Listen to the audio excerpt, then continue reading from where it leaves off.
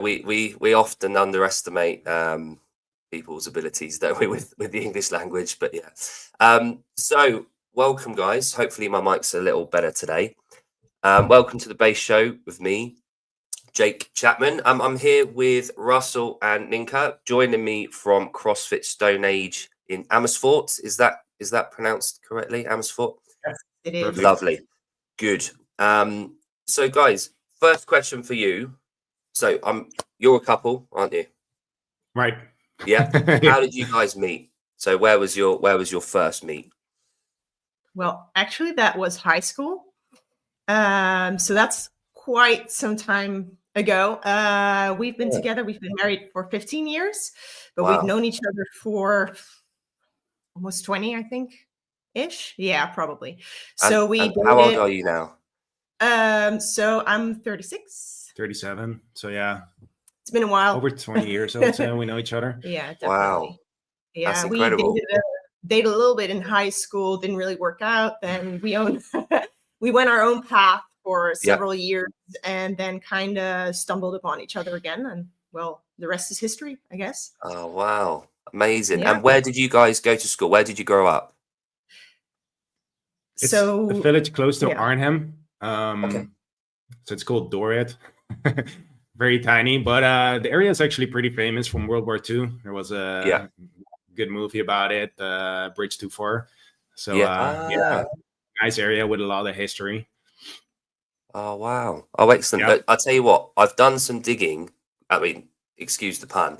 I've done some digging on the name and the area and Amersfoort and your CrossFit gym. So we'll come on to that in a bit, but the history is amazing. And for the American audience that are probably going to watch this later on today, there's some amazing facts about Amersfoort that I want to kind of just unveil. Yeah. So Jon here, my buddy, my pal from Scotland, he knows that I love history. So my degree was in history at university. So I've got this passion for like digging and finding out things about people's gyms in the areas. So that's one thing I do love. So you guys met years and years and years ago. You've been together, you've known each other for a long time, been married. Did you say married for 15 years?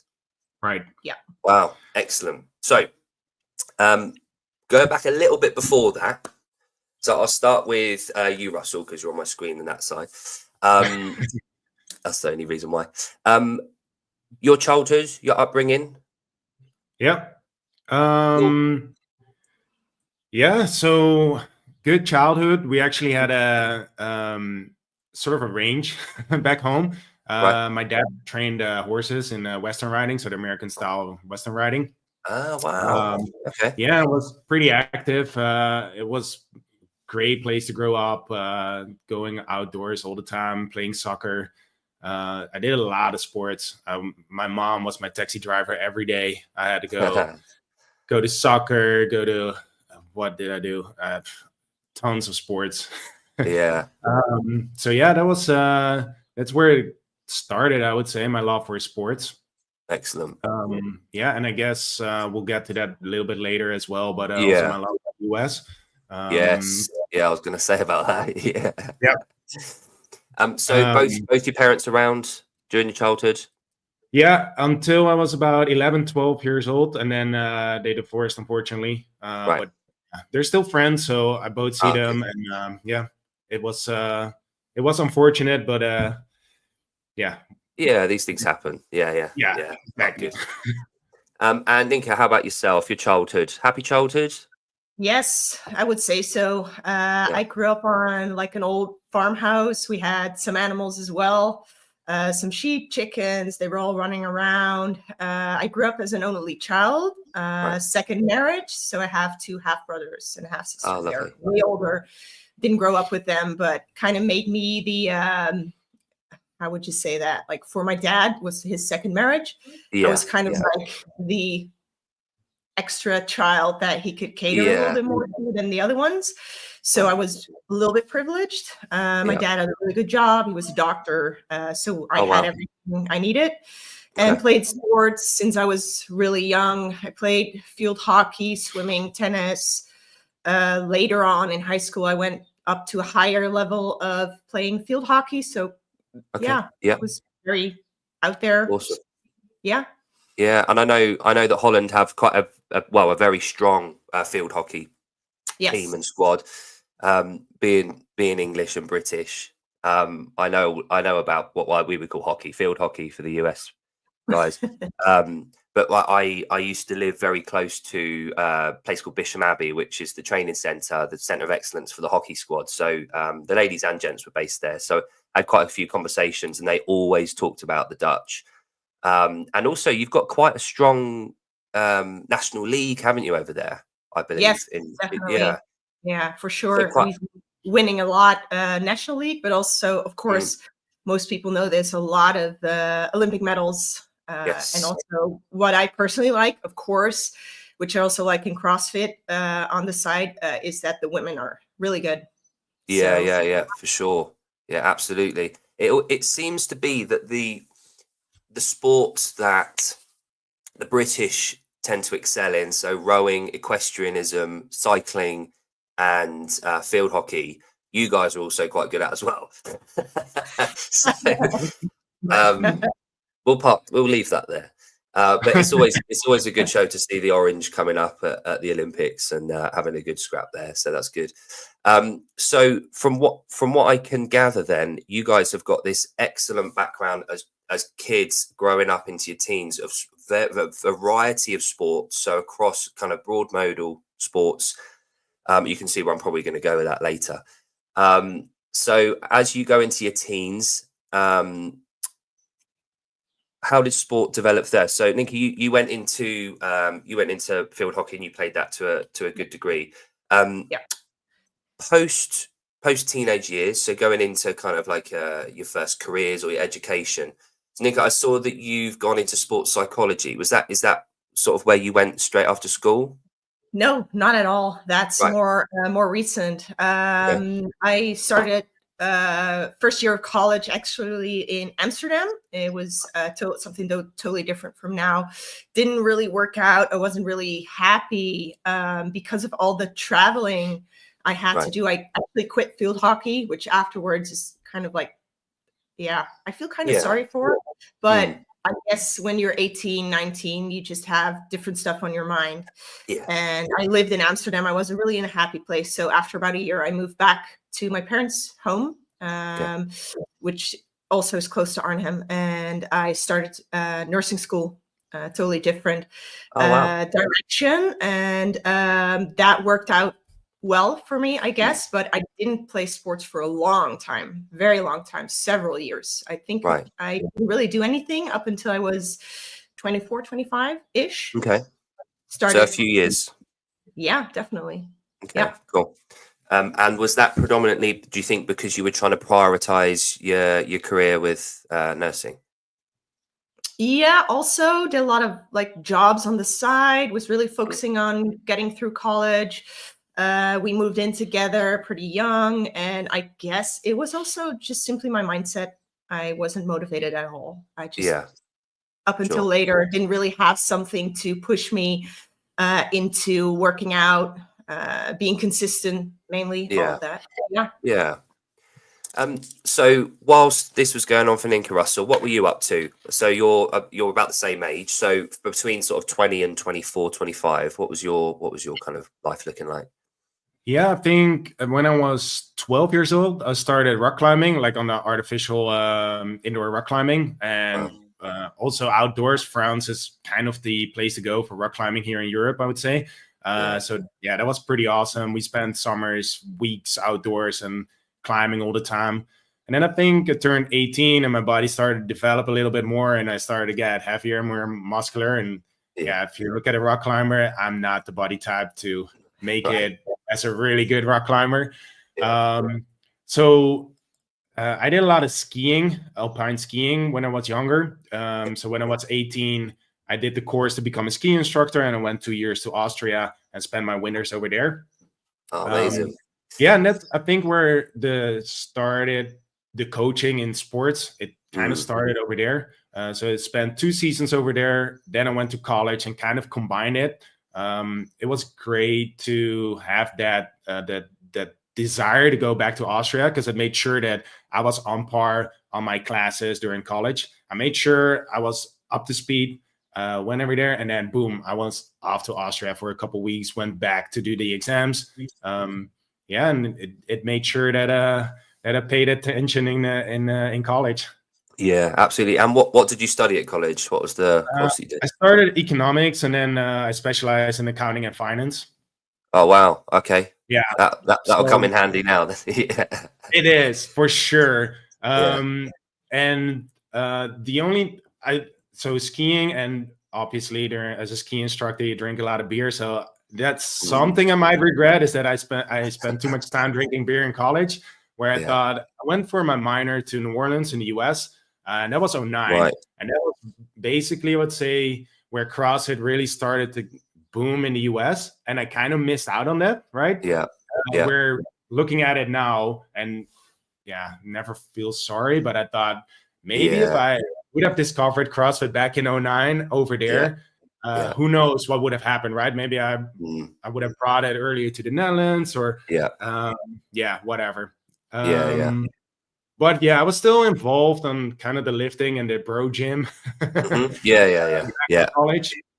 And then going back from the US, I started working in accounting and finance as a financial auditor. So I started the corporate career, but I also covered American football back in the US. So I started playing here for the local team. Turned out I had some talent, so I worked myself up to I would say the best league here in Europe, which is the German football league. So their American football is quite big. And that's where I thought, all right, I'm deadlifting, I'm benching for American football. My strength is okay, but my conditioning is awful. There we go. There you go. Exactly. Look at this. Yeah. And that's how I started CrossFit, basically to get my conditioning better for American football. And what year would that have been? We started in 2017. Okay. So we started in January. February 17 was the open, and one of the first workouts was the 17.1, the burpee box jump overs, and the dumbbell snatches. I gained some weight for American football, so I was 105 kilos, so 240 pounds. Doing the burpees then is no fun. No. There's certain workouts where having a bit of weight behind you helps, but certainly not that kind of, not that side of Metcon.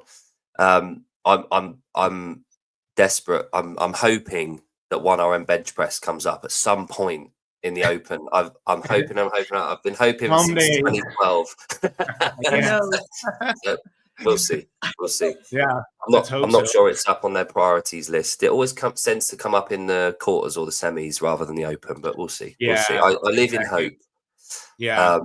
But no, so the American football thing I found really interesting because, and you've done me no favors there, Russell, because I've spent the last few years trying to convince Americans that in Europe we don't play it and that no one knows about it.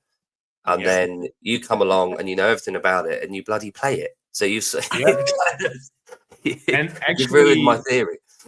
Yeah, and actually most Americans would know Kurt Warner. His career started in Amsterdam. He played for the Amsterdam Admirals once we had the European Football League, which was kind of a development league for the NFL. So he played here in Europe. They found out he actually did have a lot of talent, and that was his leeway to the NFL. So one thing that I see cropping up at the moment is the types of pages that I follow and CrossFit. The discussion around transfer between rugby and NFL, back both directions. So there's a NFL player, I can't remember his name, a new Egyptian guy. He was playing rugby, and he's just transferred over to the NFL. I think he's just done the combine this year, and he's going. I can't remember his name, but he looks quite a good talent. And I wondered, from your perspective, do you know much about rugby, or not? Not much. No. Okay, that's fine. I've seen the Netflix show. What is it? Six Nations. Yeah. That's a good show. Yeah, it's good because it does bring to light kind of the background behind what was originally the 5 nations and 6 nations and rugby as a sport. I think there's a lot of transfer over. I mean, it won't ever, ever, ever replace NFL in, you know, in American football in over there, but I think it does have a place in American, you know. Yeah, and I Sports. think part might be what I've realized when we're in the US is that the European sports are more in a, I would say, dynamic way. They Yes. start and they finish, and it keeps, it's a continued sport. Where in the US, going to the NFL, it's like a day out for the family, right? So the game will take 3 hours, but you have breaks to talk to friends, get a beer. That's more like a day out. And here in Europe, I would say you go to watch the game. And That's it. yeah. It's and again, this is something that I talk to a lot about with my American friends. Is if you look at the nature of our sports, you look at soccer or our football, 45 minutes one way, 15-minute break, 45 minutes the other way. The issue that we find ourselves with as companies and businesses is that there's very little room for advertising. Yeah. So with American sports, the reason there's a lot of money in it is because of the advertising, the availability. You look at, I mean, the Super Bowl, most people globally know that or are exposed to Super Bowl because of the halftime show and the adverts. The only thing that I know from the Super Bowl was that the team that no one thought would win it won it. And then what happened at the halftime show, and then who was going to be advertising. Like that's all. I don't know anything about the game, but I know about the periphery, the stuff on the outside of it. Right. And I kind of like that idea that there's more to it than just the actual game that you're watching. But anyway, that's besides the point. So I saw that you did an Ironman. Is that right? Sorry, eh? An Ironman. I saw on your half Ironman. Yeah. Well, yeah. Half more than I've ever done. Yeah, it was still far. Funny story, actually. So doing CrossFit, my endurance is kind of my weakness. So I thought, hey, let's do at first I did a sprint triathlon back in Texas when we lived there. And it was a lot of fun. And then I thought, hey, let's sign up for something crazy. I'll do a half an Ironman. And when I'm training for that, I'll build my endurance. So I signed up for the one back here in the Netherlands when we moved back in 2019. And then obviously COVID happened. So boom, it got rescheduled. So, okay, I trained for this, but we'll train again for it. Second day, boom, rescheduled. All right, I'll train another time for it. Third time, I think it got rescheduled again, and I was so done with it because I thought, hey, I'm doing this because I want to build a better endurance base for my CrossFit, but CrossFit is now my sport. So I thought, all right, go to hell with it. I'll just do CrossFit and I'll see where it ends. Yeah. But yeah, ultimately, I managed it. A little bit under 6.5 hours. It was a lot of fun. A mental struggle, I would say, because if you have basically a workout that's that long, you have these mental ups and downs where you feel on top of the world. You feel like, hey, I'm gonna crush this, and then boom, 15 minutes later you're struggling and you're going to this deep valley, and then you go back up and get motivated again. So yeah, it was a lot of fun. Yeah, good. It was just interesting that it struck me that I saw a lot of NFL, a lot of power-based sports, a lot of CrossFit, and then Ironman. Yeah, so it's quite the contrary, but it's testament to your ability to train and to kind of dedicate yourself towards different broad modals, you know. So let's talk about the US then. So it's quite from a just observational perspective, it's quite a random jump. But now that you told me that you went to college over in the US, it sort of starts to make sense. What I did see on Nienke, especially on your page, was a lot of CrossFit Skyline coming up. And then that sort of got me thinking, oh, there's obviously an American sort of tangent here. So I saw that you did you do your L1 over at Skyline, Nienke? Was that where you did it? Yeah. Correct. I did a lot there. I did my L1 and I kind of maybe not even half year later blasted to my L2 as well. Over there. They were hosts, so I could just basically opt in, which was great because they were also really, really at that point focusing on teaching that way, teaching the L2 type way, and the owners, two brothers, Ryan and Dylan, and they really wanted all the coaches to be at least L2s. Some of them are L3s by now. So I kind of owe everything to them.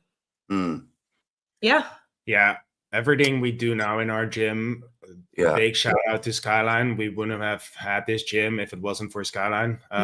We went to the US for my job when I was still in a corporate career, and I had my job. I was out every day, but Nienke couldn't work for 3 to 4 months. So we joined Skyline and got part of that community. And then Nienke couldn't work as a nurse in the US. So I think it was Dylan who said, "Hey, let's get you under my wing, and I'll show you how you do CrossFit." Yeah, it was actually, I was really excited to go to the US. I visited him when he was in college a couple times in New Orleans, and after that we traveled there almost every year basically. So I was very excited. I was happy about Houston. We came there actually a couple weeks after Hurricane Harvey hit, and that made it really difficult, especially for me, because after like one weekend he started his job, and we were placed in a hotel really far outside of everything. Basically, Houston is huge. Is one of the biggest cities in the US.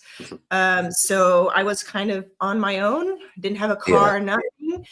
And that's where CrossFit really saved me. At some point we got an apartment and I started working out at Skyline, and they were so open. They really took me in instantly as if I was family. And after several months, Dylan and Ryan were like, "Well, if you enjoy this, then think about maybe starting coaching, because we like you. You're a good person. You just started CrossFit about a year ago, but we don't care. If you're a good person, your attitude is right. So why not? Let's try it." And then actually they got to host 18.3 live there at Skyline. And I got to volunteer, and that just changed everything. And that to me was the changing point of I want to get into this every day of my life, 24/7. This is it. Yeah. And it kind of took off from there. Yeah. Do you know, I'm just putting it up now. When I was scrolling through, I did see, excuse the casual chatting. Here we go. So I found on your page about all that. What an experience that was. That was amazing. It was really cool. A lot of our members there got to volunteer in one way or another, and we got to help count the reps of the athletes live. And we started discussing, it was double unders. It was a workout. It had so many double unders. And we were all like, which workout was? 18.3. Yeah, was the 800 double unders. Yeah, something like that. that. The one that went back and forward between overhead squats, double unders, muscle ups, double unders. Yeah, exactly. That one. We were discussing, oh man, I want to do any job here except counting double unders, and I got freaking double unders. Yeah. I still tell that story all of the time. Yeah. This is how you do it. I was going to say, out of that, the experience that you've got, I bet when anyone needs you to count double unders, you're all right at it now. Yeah, that's enough. That was the year that I think one person completed it. Right. In the open, or I think worldwide, I think one bloke did it. I can't remember who it would have been, someone like Josh Bridges or a gymnast specialist. But again, proving the point that it can be done. It's like that one a couple of years ago that Boz programmed at the games with the crossovers and the gymnastics piece. All he needed was one person to finish it, and that was enough. It was to prove that it can be done. And I love every now and again workouts that come up like that on the big stage or at the affiliate when you program, and we'll come onto your programming in a bit, but it's lovely when you're kind of proven right by the one person. It comes up, because every now and again you should have workouts that most people don't finish. We need those barriers sometimes. Good. So so I was going to ask how the move to Texas came about, but that was your work, Russell. So you moved over there for that. Yeah, I worked in financial auditing and I started to specialize in oil and gas companies. And that's where I thought, hey, I want to go back to the US. And if there's one spot in the US where you need to go for oil and gas, it will be Houston. So yeah, it took me about a year to get there. But then ultimately, we managed to do 2 years to come into to Houston. Yeah. I really loved it. Actually didn't want to go back, but the company forced me to go back. Right. Okay. Lovely. And what years were you there based in the US then? From 17 till 19. 17 till 19. Lovely. And so in 2019, did you move back to Holland directly? Right. Yeah. Lovely. Okay. And in 2019, going from CrossFit, Nienke's a CrossFit coach, CrossFit. When you came back, what was your journey like back to CrossFit? Did you join other CrossFit gym locally, or was it kind of? Yeah, it was actually kind of difficult because we didn't want to go back, and I was having so much fun. I kind of found my calling, I guess. It's like, geez, I'm so happy here, and you build a whole life from scratch, and then you have to leave it. Can be really difficult, but then again, kind of CrossFit, saved me, I would say, multiple times in my life. Yeah. It saved me with building like a community family in the US, which made me very happy. But it also helped me a lot back here in the Netherlands. And when we came back, it was months later. I actually got my old nursing job back full time. So I was very easy. My boss was very easy going, and he was like, yeah, I can have you back. And I could just start because we still had to pay mortgage, everything. It's like, okay, I'll just go back into nursing. And COVID hit, of course, which is great. Right when I also started coaching at CrossFit Nijmegen. Right. That's where we lived at the time. And that's where we started doing CrossFit before we moved to the US. And I started coaching there as well. And I did for about a year, but we also had the whole COVID situation. So I felt like it wasn't the same because we had to do Zoom stuff, and it was so different. Also, Dutch culture is so different, and you also see that in CrossFit, either just doing CrossFit as a sport, but also having an affiliate, having a gym. We can come back to that later. We probably will, but that, I guess, set me on the wrong foot. So after about a year, I decided to stop coaching CrossFit. Kind of lost my spark a little bit. And I also went back into nursing full time. I was able to, get paid better. And also, that's also because of COVID. I was a nurse. I was just working all the time. So my boss really needed me, and we decided to do that because we also had to pay a double mortgage for our second home. So it was kind of like where I went out of coaching for a little bit. Yeah. Okay. And talking about COVID and that period of time sort of sends shivers down everyone's spine. But that year from sort of, March 2020 through to, let's say, summer 2021, Russell, for your work, obviously I can imagine, Nienke, that your work was relatively busy as a nurse during that time. Crazy. It was insane. Were you able to carry on working because of the nature of your job, Russell? Were you online doing auditing and financial? Yeah, I did everything online. I think I was one of the first to start working from home because one of the clients I was working for, that was the first outbreak of COVID, or the first case of COVID. And then I went to the other client, and the partner of the assignment, he called me and he's, where are you at? I said, I'm almost there. And he said, were you at that client last week? And I said, yeah. He said, well, then go home right now. You're not allowed to be here. And then, well, a couple weeks later, obviously the lockdown happened and our entire company started working from home. Yeah. I was in Zoom meetings from mornings till late. And if you go to your job, you have sort of the transition, right? You get in your car, you have a little bit of you time, you listen to some radio, maybe a podcast, and then you're at work. And then at 6, you got to go because you got to go. Yeah. But once you're working from home and there is no social life, it blurs the line between your personal life and business. So Yeah. that was tough. And being in Zoom meetings all day, it was not fun at all. No. So summer 21, for me, summer 21 was sort of when things started to get relatively move somewhere back to where we are now.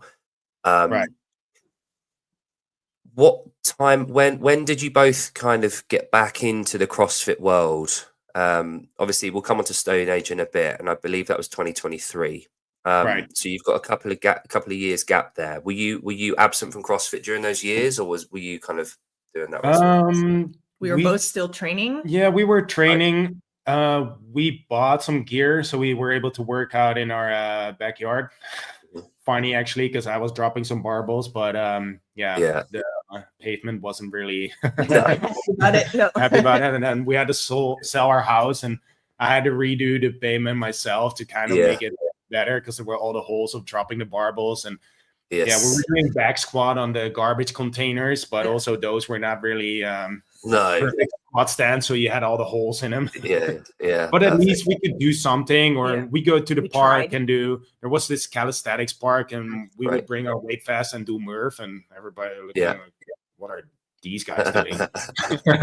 So we try to stay active, but I also realized that once you have access to work out in your yard any time of the day, it also, when you try to combine it, it also makes it so easy to say, I got to finish this. I'll do it tomorrow. Because tomorrow, I'll wait a little bit. I'll do it in half an hour. No, not a half an hour. I'll do it tomorrow.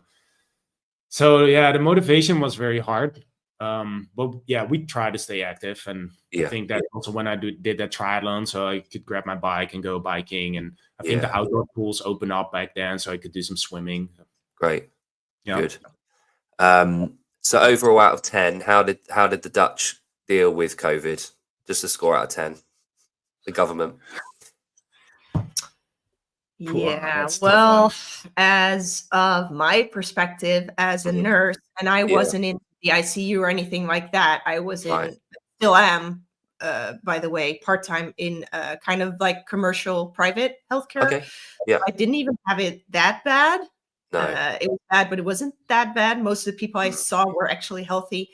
Had to just do different stuff. And at some point we got a commercial like testing facility and stuff like that, because people could get COVID tests. But at some point, then when people can travel again, they needed some type of certificate, and the government wouldn't give it. So we started actually doing that stuff. So we saw like they needed commercial testing for international certificates for travel, stuff like that. Sure. So we did a lot of overtime. We worked nights, or evenings, early morning, Sunday, anything, which before I didn't. I had it really easy. I always had my standard consultation hours, and that was it. So now it was all over the place. But if I look at the nurses in the actual hospitals, we don't get paid well is an understatement. And we work our asses off. I had a burnout before we started CrossFit, and I wasn't even in the hospital, setting.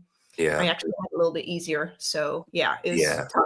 So we could have done better for the nurse, kind of all, and doctors, of course, all personnel. All we got was like a little applause on national TV, like, hey, we applaud. That was basically it. So we had a thing in the UK. I never participated in this, because I know I'm fortunate enough to know a lot of friends and family that work in the what we have the NHS over here, so the National Health Service. And every Thursday night, people would come outside and bang on pots and pans outside to celebrate the nurses and the NHS and the doctors, which was a nice gesture. But after 3 weeks, it got a bit much. And there's a lot more that we could have done, sort of generally speaking, to help pay being one of them. But that's politics. I don't like to personally get involved with politics, because I don't know enough about it. So, but back to you guys. So we're at about 2022, 2023. Who suggests it first? Which one of you two guys went, do you know what? We should do our own gym. Who came up with the idea?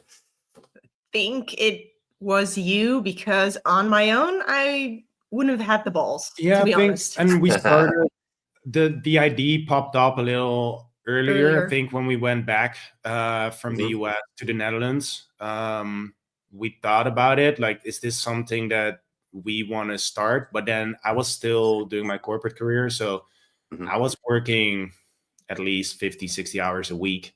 So I didn't really have the time to help her out on that. Yeah. And actually, because in 21, I decided, hey, this corporate thing, I'm done with it. I want to do something completely different.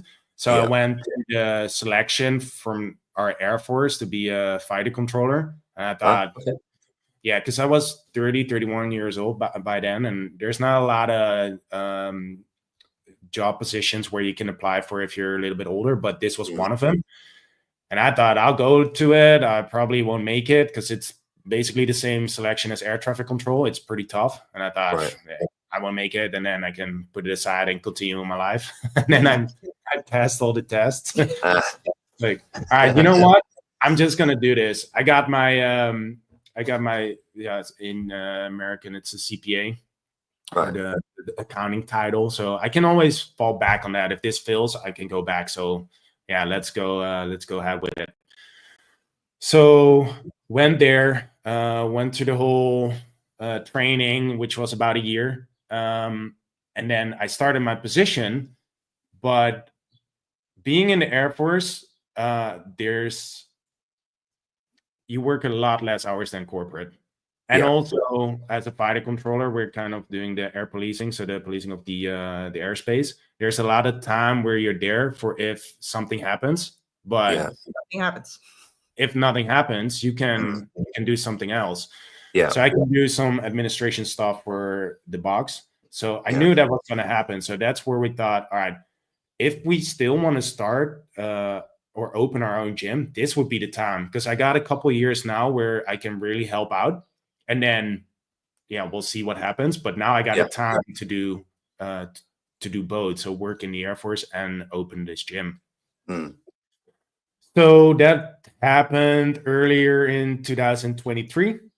And there was always that desire, because we moved to a different city, which was about an hour from Nijmegen. We got involved in a CrossFit over there. I started coaching because Nienke was already coaching since 2017, but I started coaching in, I would say, 2021 or 22. 22. Right.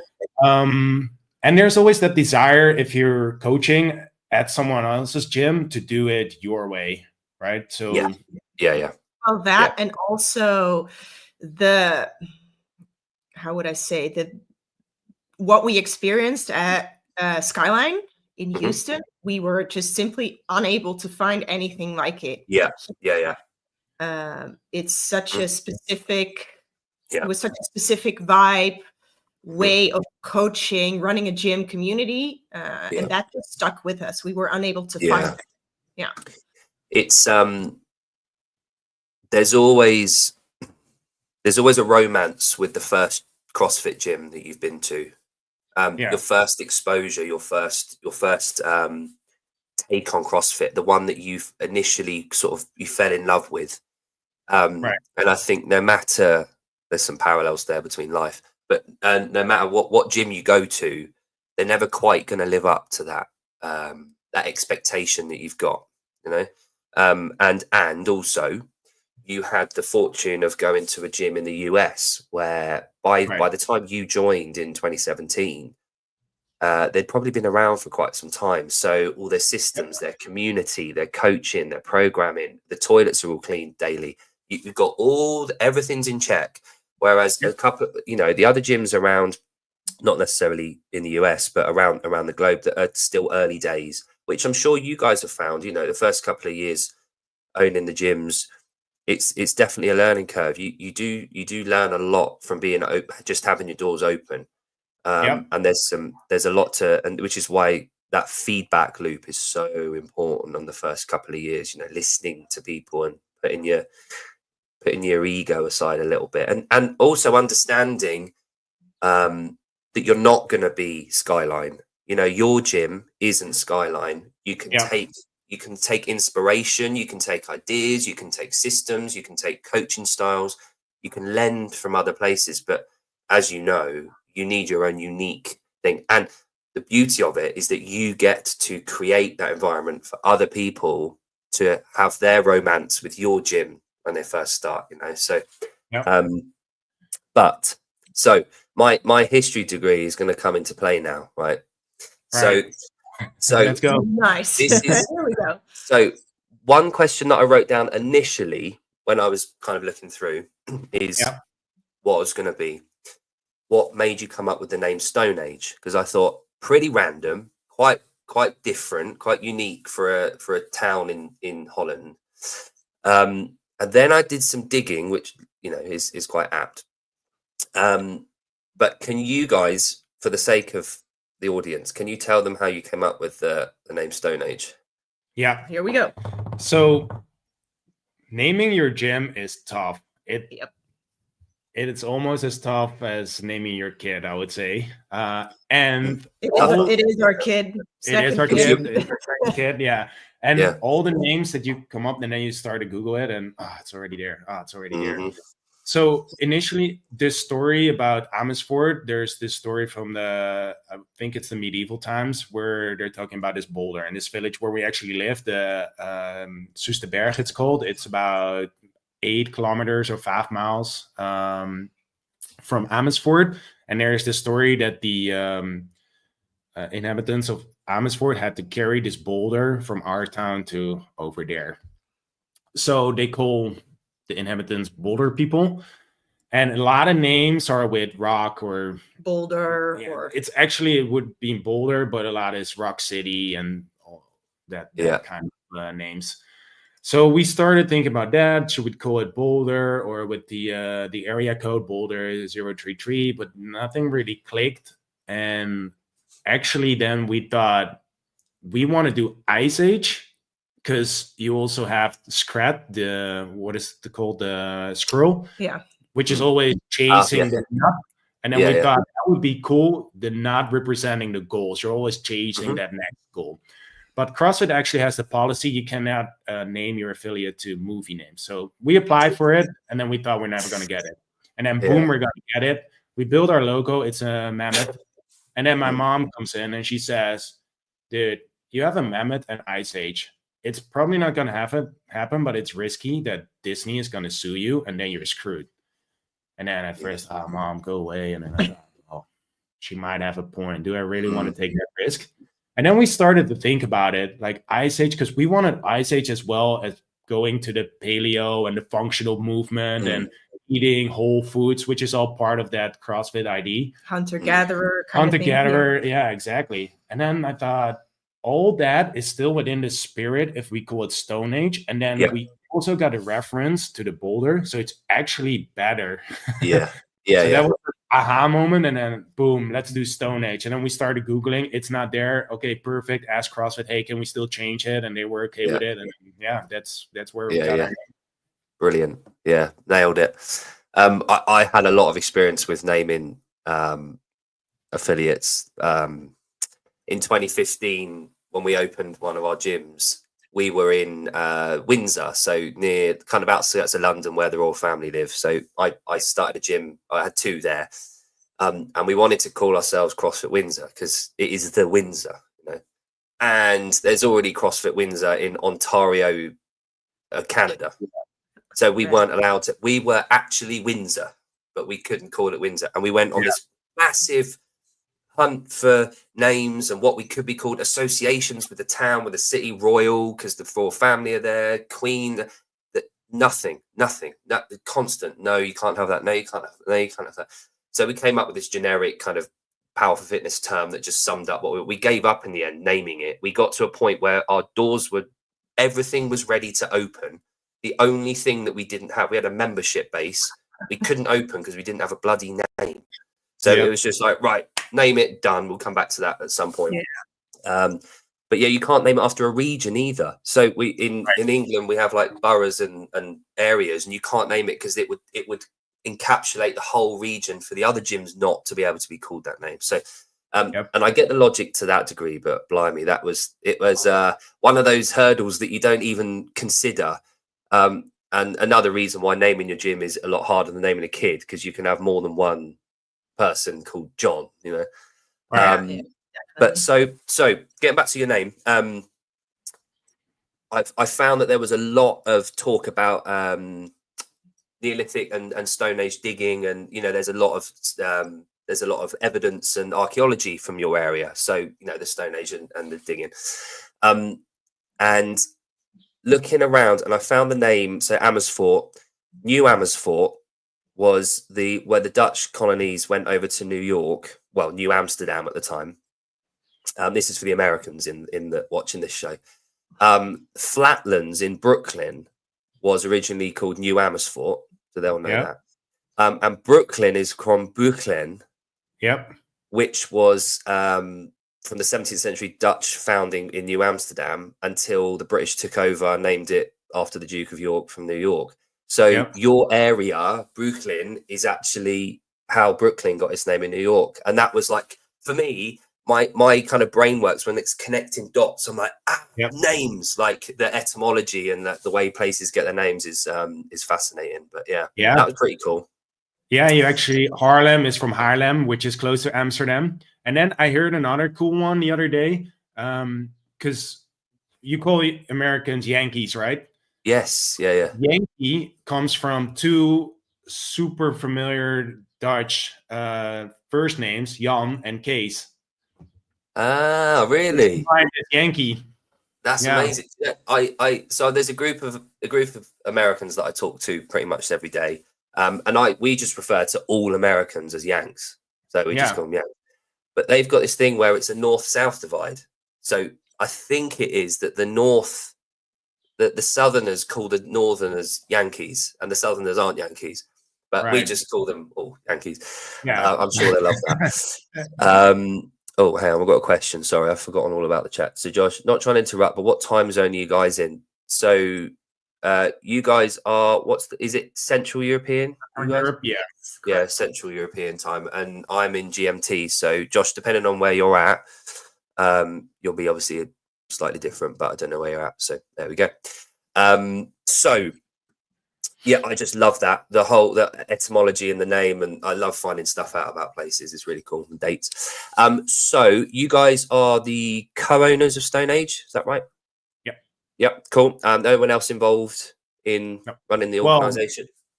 Not from an owner perspective, but we obviously have our coaches, and we owe a lot to our coaches, and doing a lot for us and helping a lot. Being there, and when we want to take a break, take all the classes, helping with the maintenance. They're on tap. Yeah.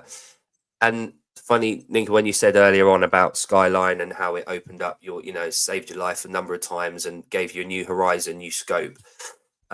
That's such a familiar story. Every CrossFit gym you go to, you're pretty much going to have at least 10 people that say the exact same story. I personally started off at CrossFit Gym in beginning of 2012. By the end of 2012, I'd done my L1. By the end of 2013, I was running a gym. 2014, at the end of it, I started my own gym down the road. A lot of the stories and a lot of the best box owners now in 2025 did that path. They took that route. They were at a gym. They fell in love with the way that it worked. There's that romance in their head about what they fell in love with. They want to bring that over to other people. And it just so happens that most of the gyms that I speak to and that I know have all got exactly the same story.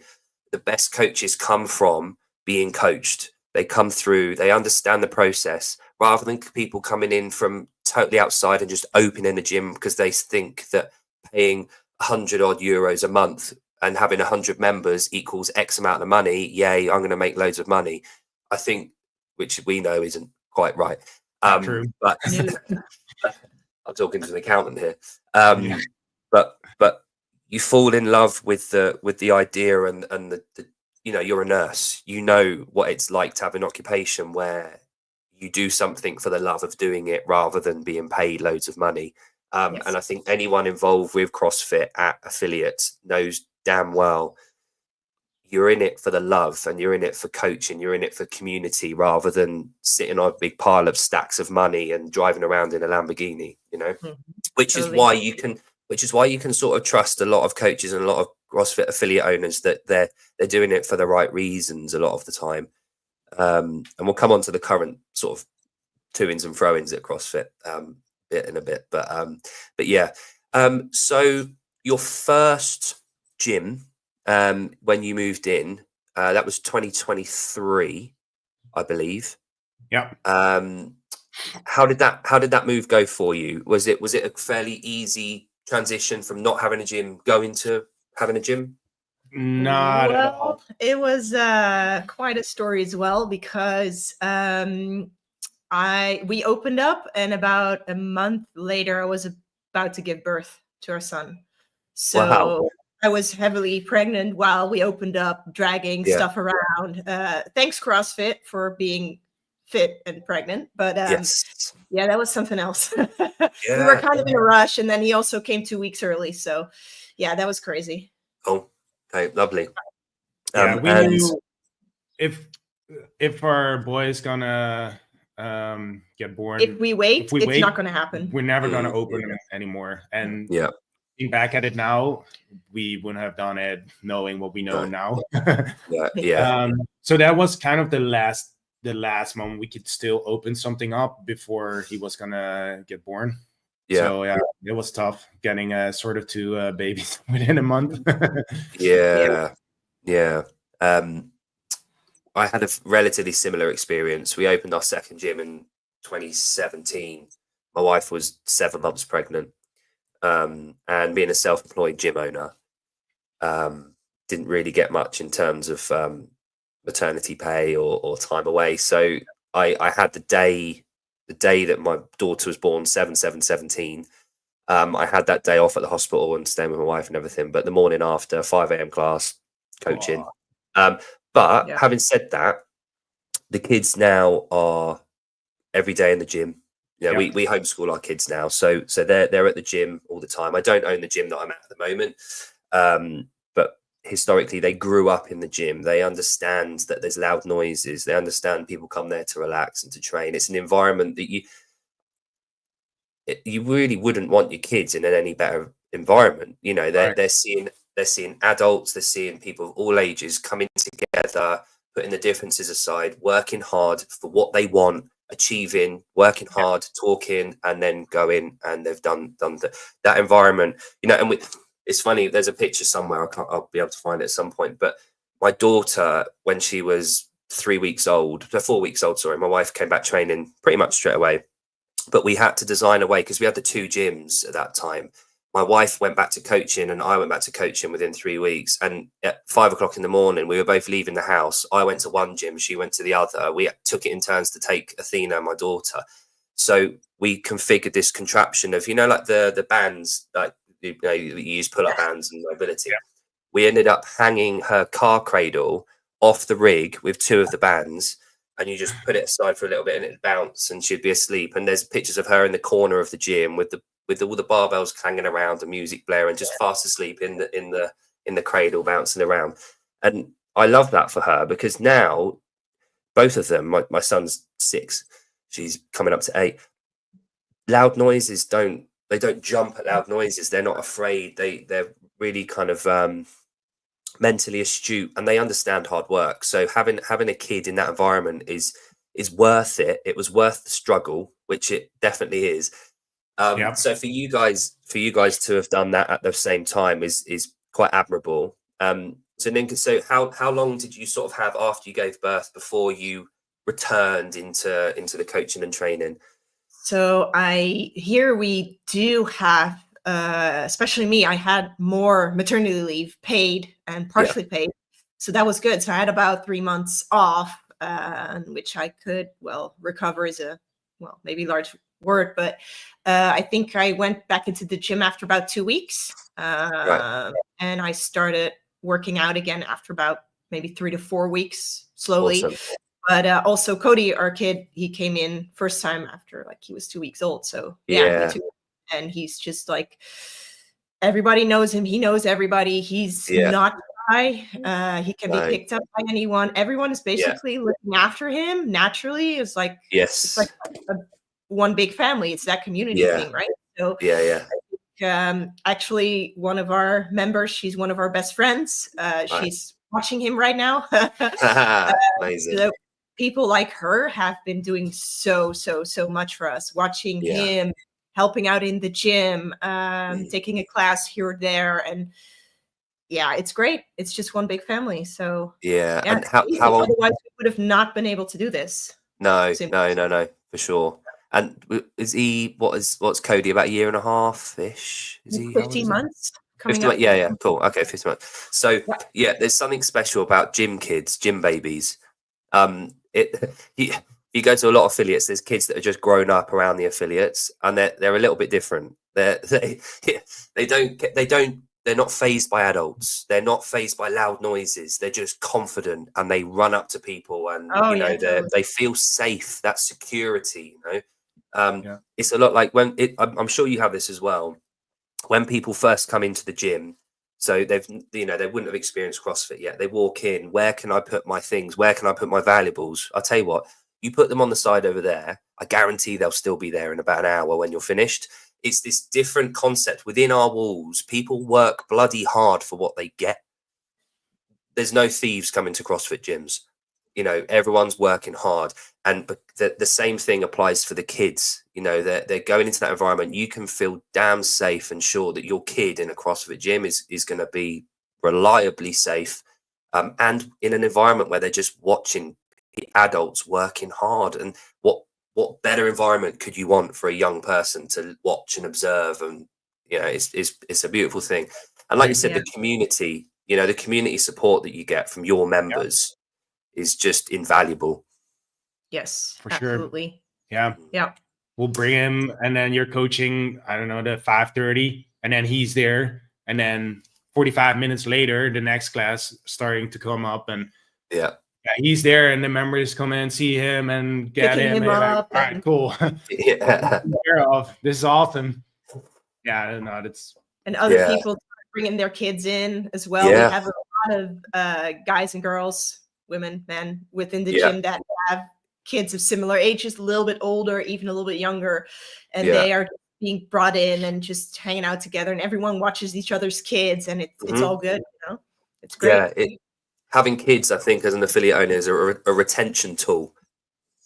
It definitely keeps members coming back. It works really good. At first, I thought, if he's there, is this professional? Because there's classes where I need to go to base to go to the Air Force, and Nienke is coaching, and sometimes at night, or we won't have anyone taking care of him, and so he's at the gym, and then I'm thinking, hey, is this professional? But at the same time, if you look at the interaction members have with him, I know it's something special. Maybe I'm as an affiliate owner, it's your business that it's yours. It's a lot of money and a lot of time and a lot of effort. So you find comb. You want to make sure everything's looked after. If the toilet roll needs doing in the toilets as the affiliate owner. So things like that, you're constantly thinking, is this going to put people off? Is this taken away from the best hour of their day? Is my child? Do I want to be seen as just putting my kid in babysitting for others to have to look after whilst they're supposed to be enjoying themselves?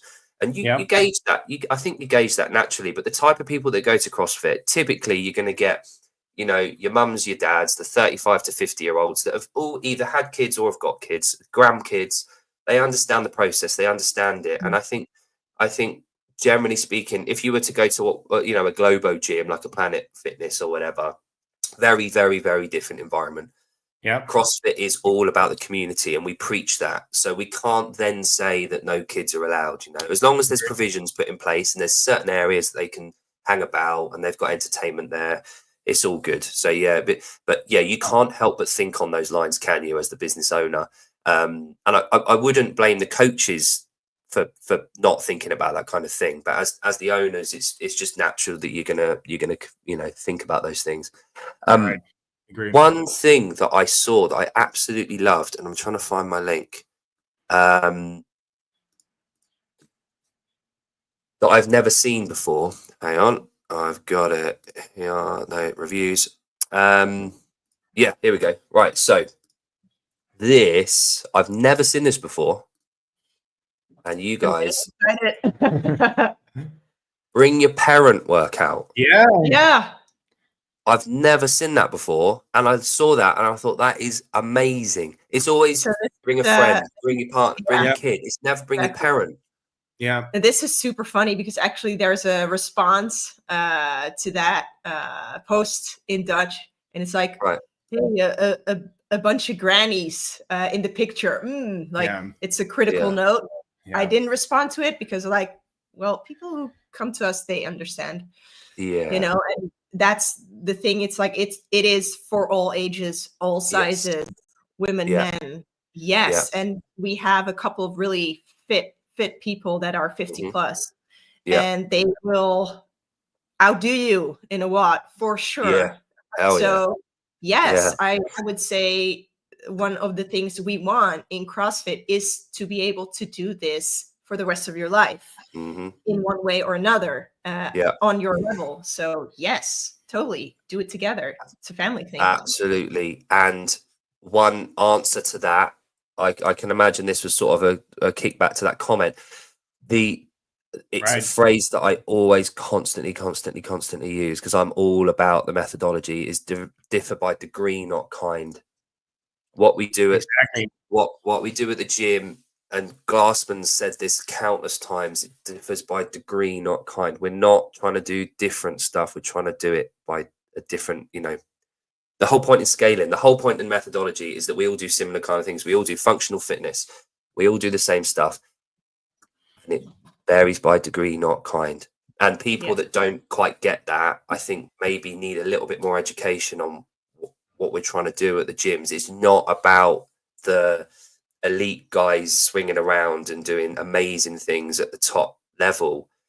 The 99.9% of CrossFitters don't look like that. They are the 75-year-olds. They're the 5-year-olds. They're everyone in between, doing what they can to get fitter and healthier, eating meats, vegetables, nuts and seeds, some food, little starch, no sugar. It's the methodology, and that's what we're all about, the affiliates.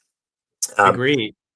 Yeah. It is. And I think we're not doing not enough of a good job yet as a community, because it's exactly that. It's about the methodology. It's about being scalable. And too often I have to convince people that they don't have to be fit to get into CrossFit. We'll make them fit.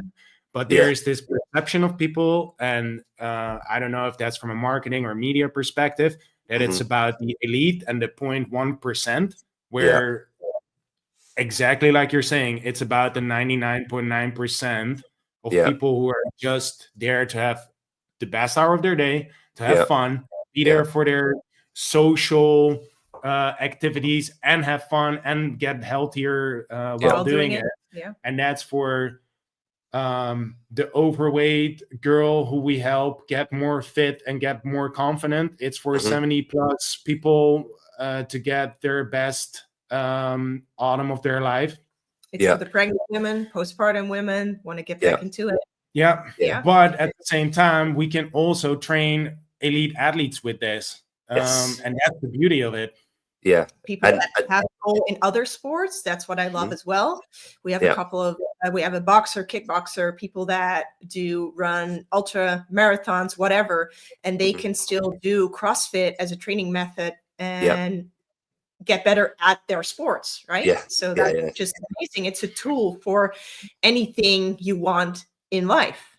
Use it the right way.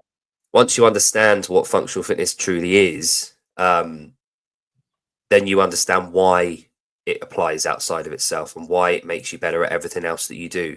And Savon talks about this all the time, whether you're a bricklayer, whether you're a nurse, whether you're a farmer, whether you're want to be an athlete in kickboxing, whatever you want to do, CrossFit makes you better at it. It will never make you worse.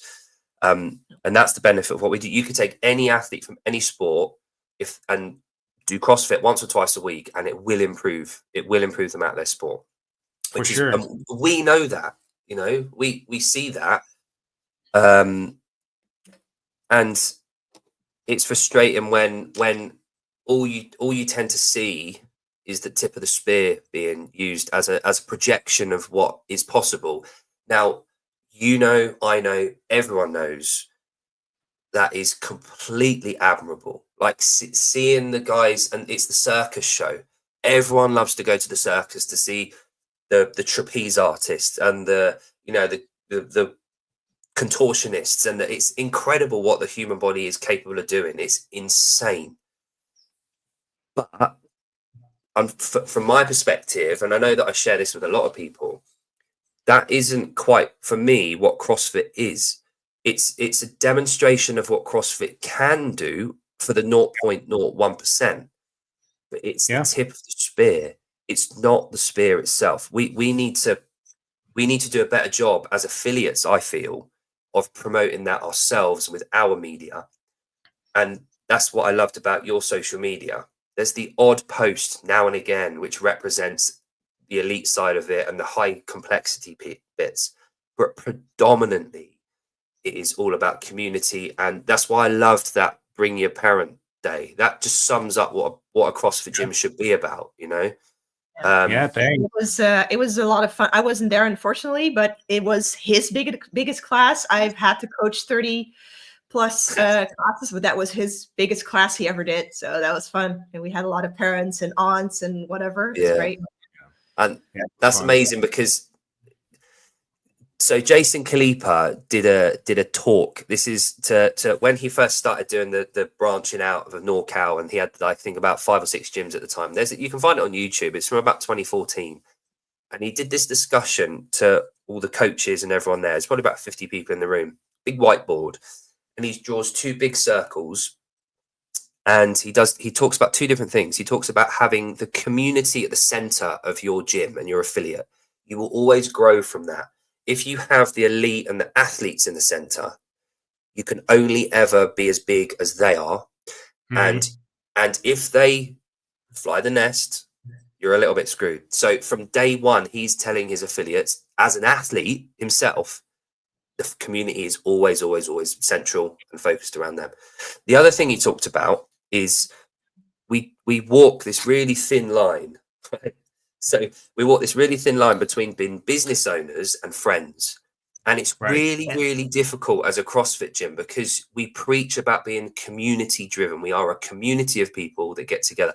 You want to be friends with everyone that walks in the door. You want to know all about their life. You want to know about the highs and lows. You want to help them out. You want them to help you. You want to be part of a community. But at the same time, they've got to pay you money to be there as a member. So they are a client. And having that thin line to tread is really difficult as affiliate owners. So my question to you on that is, have you had any instances since you opened of where that's been tricky? So where you've had to kind of guide your way through that relationship between being an owner, business owner, and being a community? Yeah, I agree. That's definitely tough. When we open up, I had members get to me and said, "Hey, dude, how is this working? Are we going to pay for this?" Because apparently I had to click something through in our software, and the direct debit didn't work. So we were coaching. Yeah. People didn't have paid us yet. All right, I got to check this out so we actually get money from this. But it's sometimes it's tough because you're coaching and you need to charge money for that. And where sometimes too often I would say, it's okay. This time this drop-in is free, or actually value your services, because CrossFit, it's not cheap, right? And in this sales talk, being confident that what you're charging is worth it, that's been something that we've been improving on for this first year. And we're not there yet either. But agree, we want to be friends. We want to have this awesome community and this awesome vibe. But at the same time, it's a business. Yeah. I mean, you're at a slight benefit, and we did say we'd come back to this. Your background in finance and economics, that's got to play quite a strong part in your role within the company.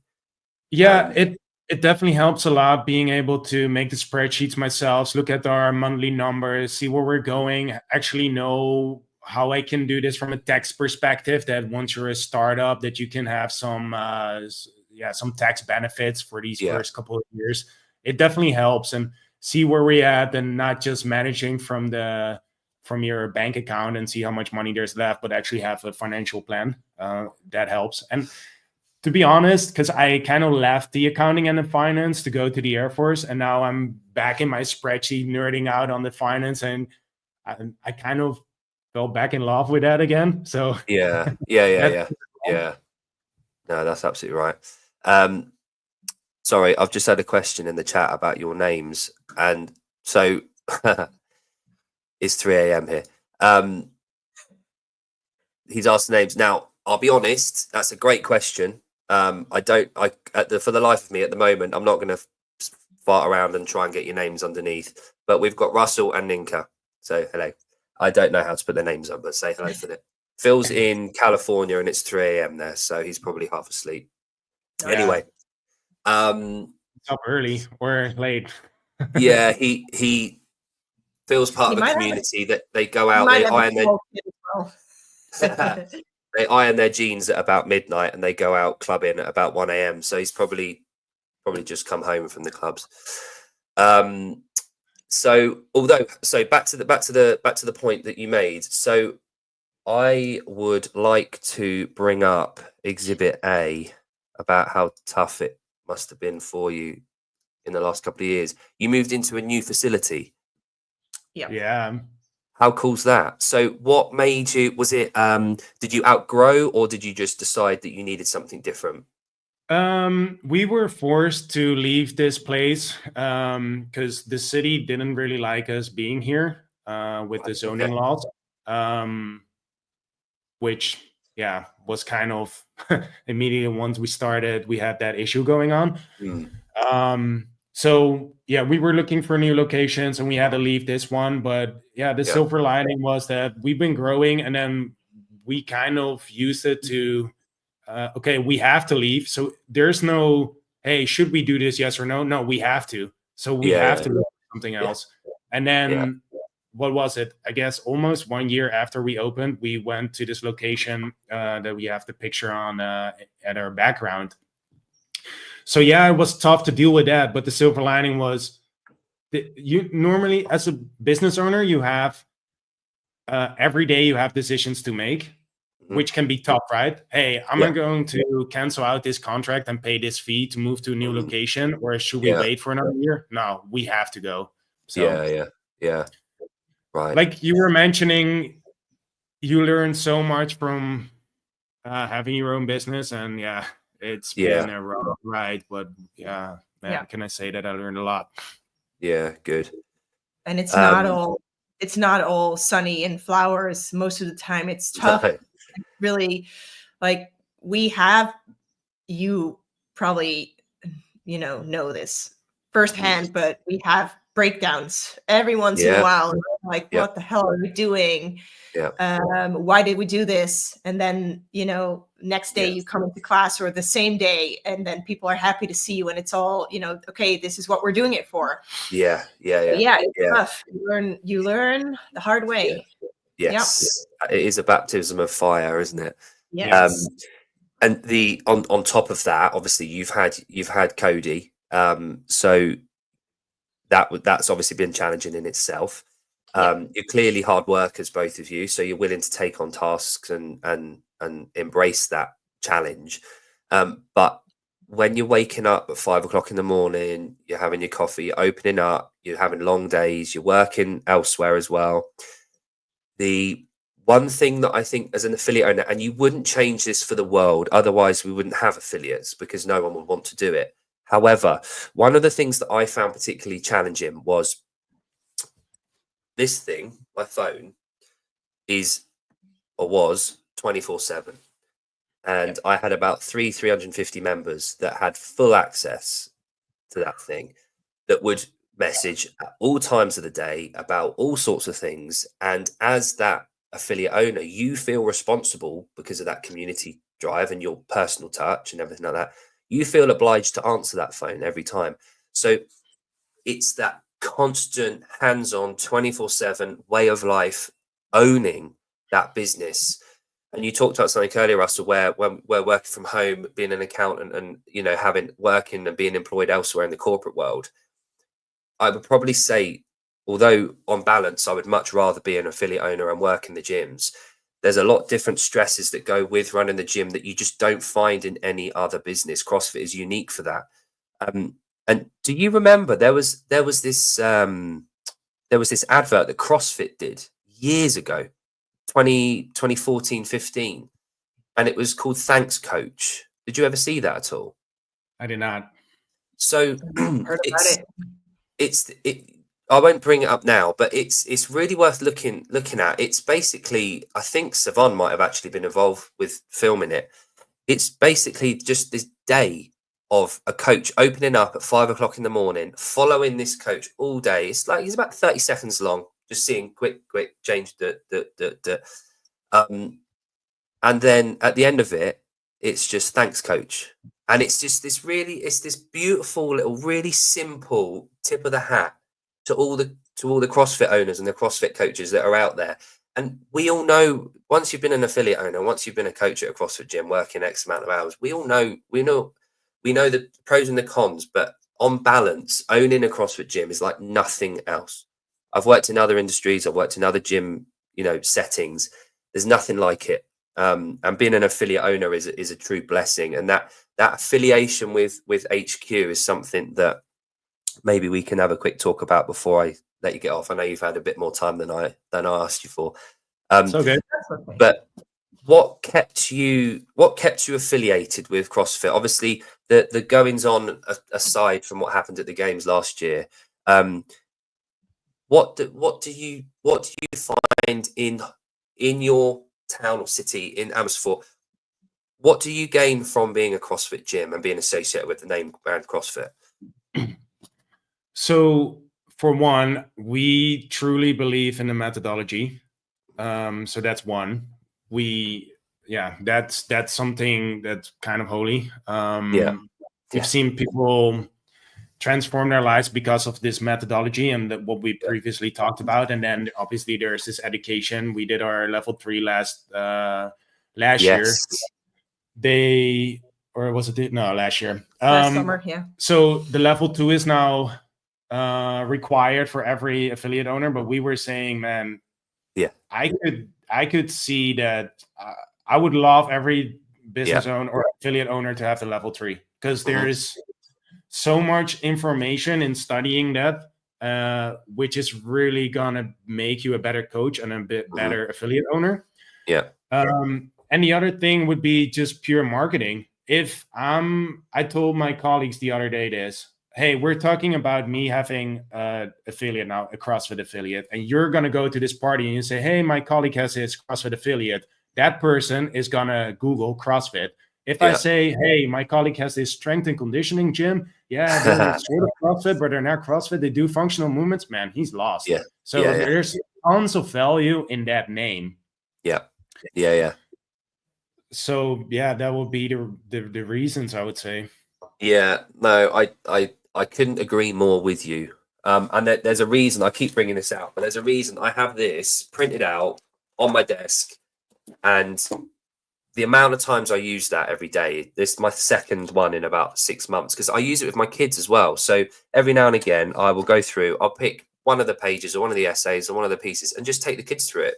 It's a really simple piece, but for me, the value is, like you said, is in the education behind what CrossFit stands for as a methodology, which is its original intention. Never intended to be a sport. It was supposed to be a health and fitness methodology. And the brand name, the association, it's synonymous with what we do. So the name CrossFit, you know what you're going to get. If you're unaffiliated and you're called, I don't know, John's S&C. Okay, what do you do? What Google? How far can I get with a Google search on that? So, like you said, the association and the brand. Now, politics aside, and whether you like it or not, whether you believe in the people that are currently on the top of the pile or not, to me, at the affiliate level, it completely doesn't matter. I'm getting out of being an affiliate so much more than they're able to give anyway. I've got the ability to say, this is what I do at my gym. And in theory, you could do that anyway without paying the fee, but you'd be a liar. And also, you wouldn't be able to use the name CrossFit. So for me, you've absolutely hit the nail on the head. And I think you're probably going to get over next year a few people coming back to affiliation that potentially left.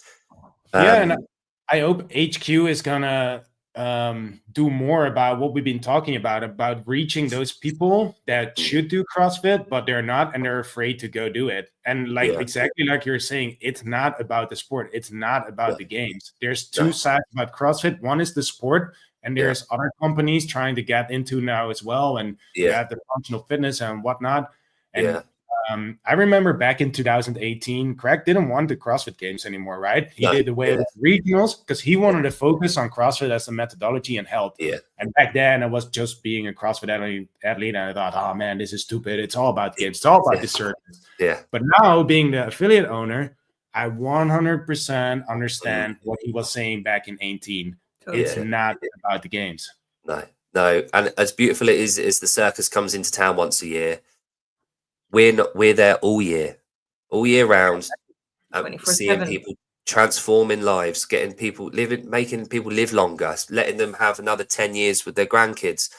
We're allowing them to, rather than fall over and break their hip and go to hospital and then get an illness that they can't recover from, like my gran did and countless other people do. We're teaching people how to fall over with a burpee, how to receive their weight through their foot in a jerk position, to fall backwards. We're teaching people primal movements that allows them to live long. We're doing that kind of stuff at the gym. But again, like I said, not trying to take away from what the circus brings to town. But it's awesome to watch. Exactly. It's great. Cool. Yeah. And it's part of what we do. We can't deny that it's part of what we do, but it's not. It isn't what we do. What I like to tell members as well is, if we're looking at the top 1%, semi-pros, pros, the most time they spend training is not blasting out these extreme logs. That's also 10% of their training. Most of their time is spent doing nutrition, mental health, recovery, mobility, and that's the non-fancy stuff they don't see. They do that as well. That's for them maybe more important than doing one crazy lot. My mother-in-law's been to she's in the 65 plus. She's been to the games the last 2 years, and she trains minimum of 2.5 hours, 5 days a week at the age of 67 now. An hour and a half every day. One of those 5 days is mobility, is movement patterns, is looking at her nutrition. She's just on the ball with everything. And it's beautiful. And again, bring your parent there. That's why it resonated with me so much. When we go to the gym, we've got my daughter, Athena, who's 7, nearly 8. She's gymnastics and she does a lot of track and field. You've got my wife training, who's ex-Olympian. And then you've got my mother-in-law, who's a games athlete. And they're all training at the same time, doing the same stuff, but by degree, not kind. And just that image is that's what CrossFit is. That for me, I see that every day. Going back to what you said about the coaching, and we'll wrap it after this, because I know I've taken too much of your time already.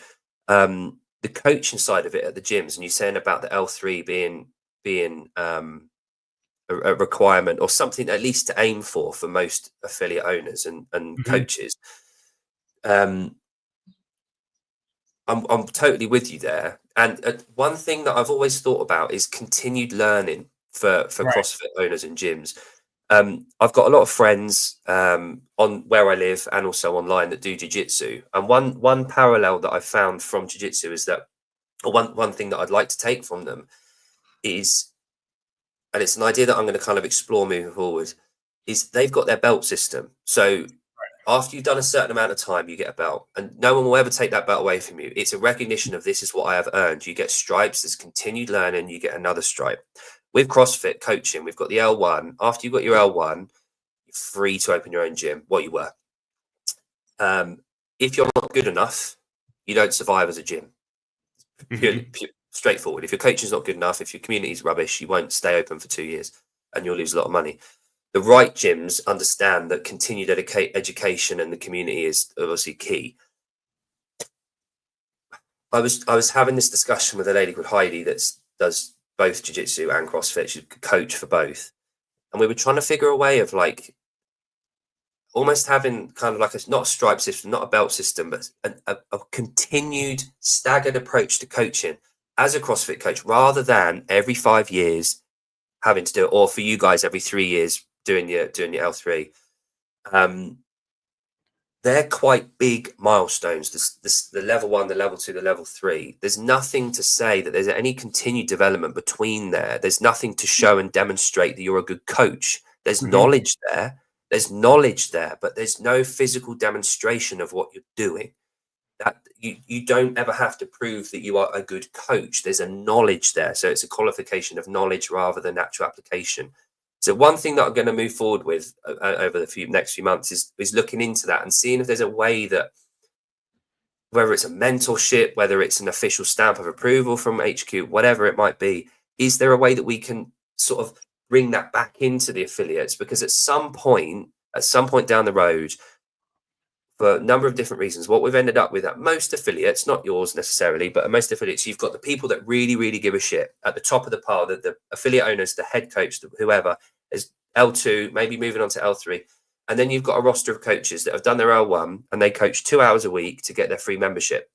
And across the board, that's quite a common thing. And it's not knocking that kind of system, because it's essential to run a CrossFit gym. You need that band of coaches that just do a few hours a week just to support, do one evening or one morning to open up, to give the affiliate owners and head coaches a bit of a break. But is there a system that we can, across the board at affiliates, use to have further development along the line that's easy reading? And the stripe system in jiu-jitsu is a perfect example of that. You have to physically demonstrate not just the knowledge, but the know-how to actually implement things.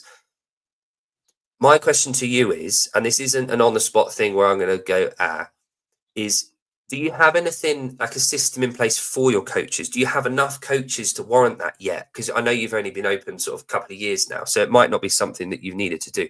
But do you have like a coaching check-in? Do you look at your coaches? Do you ask them questions? Do you kind of educate them at all? Is there any pattern that you look for with that?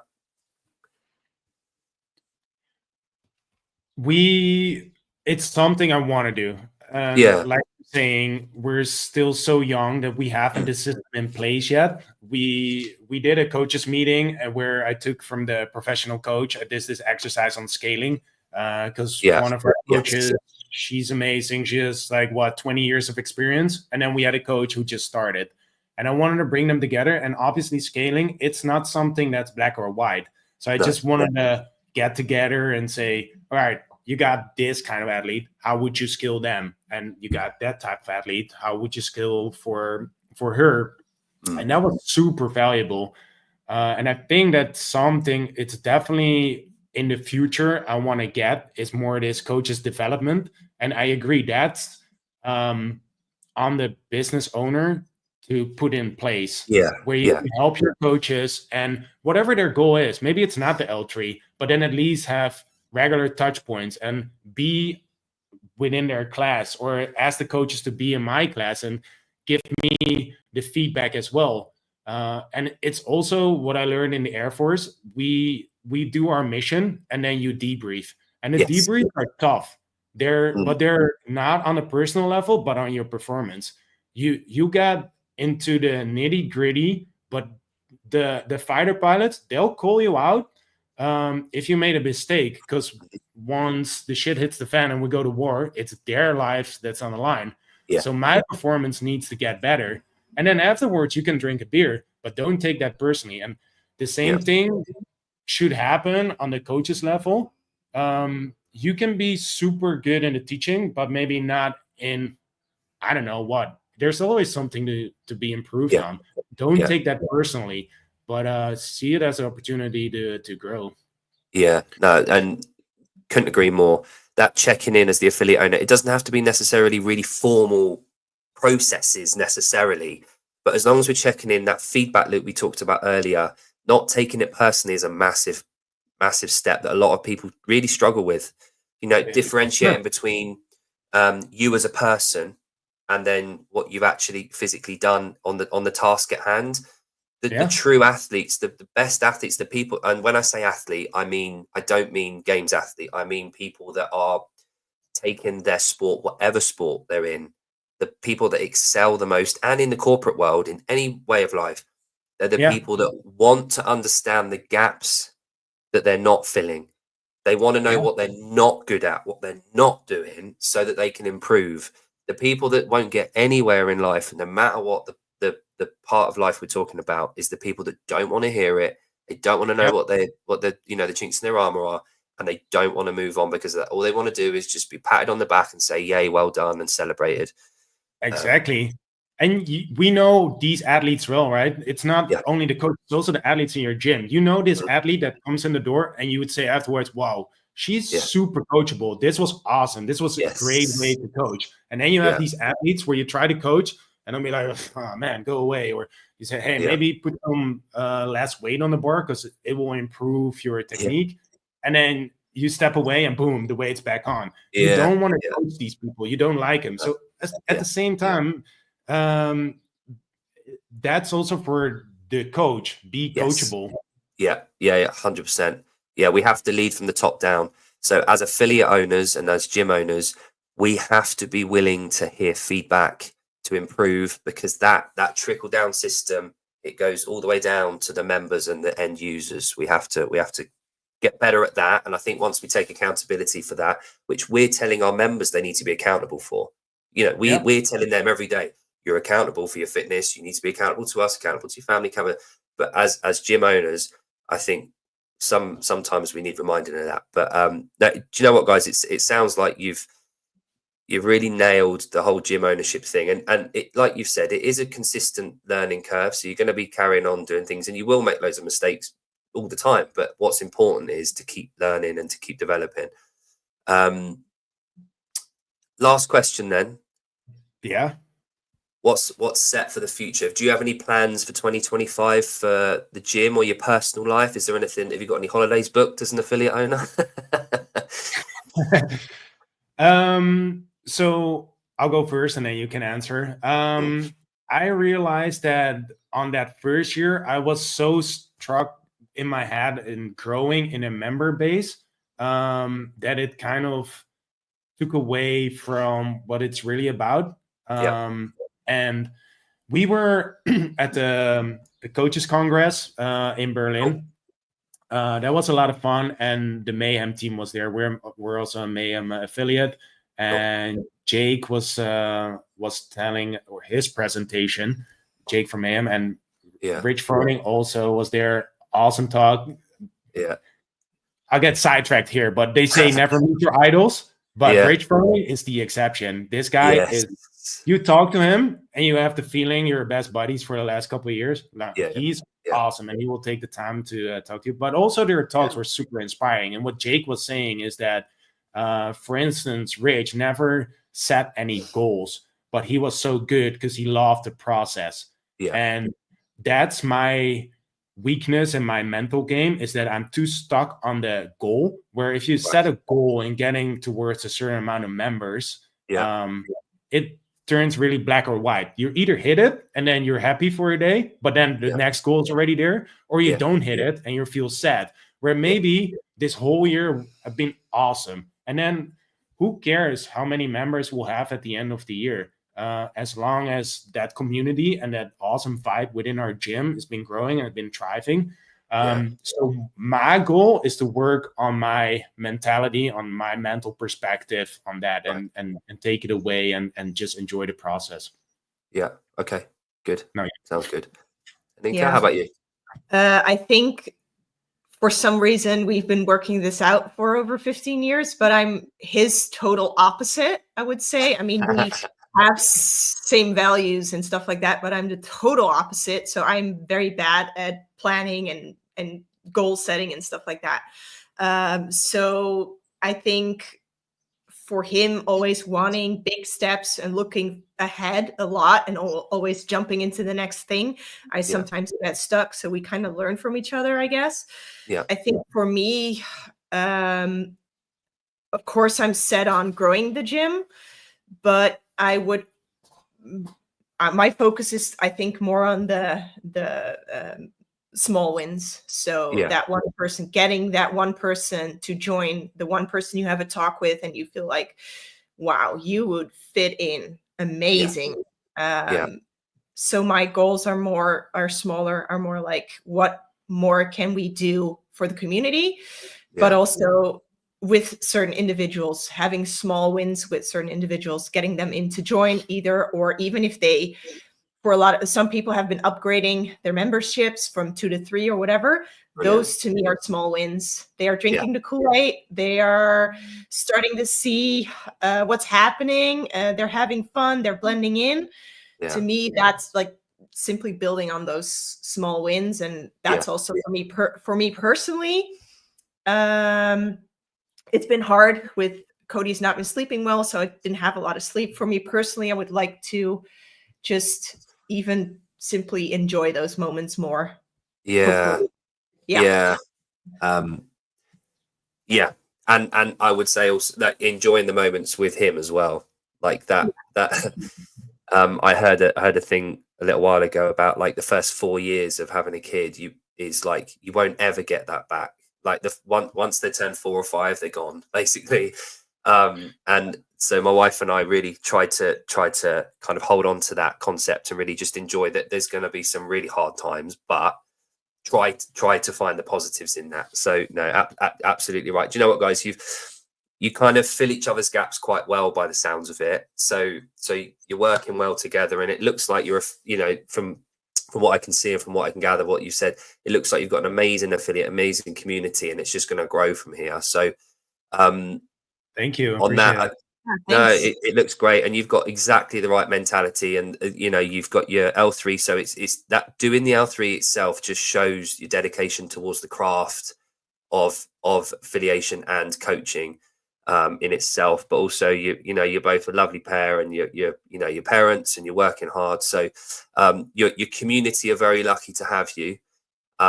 So on that note, guys, thank you very much for coming on. It's been a pleasure to hear all about you and your community.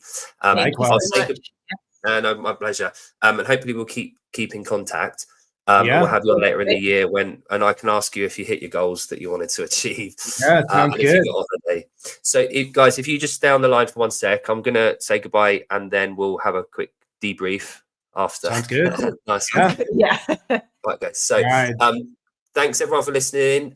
Join me next week. I've got F15, CrossFit F15 from Malta. And we're going to dig into their social media, which if you haven't already, have a quick look at that. Okay, cheers and bye for now.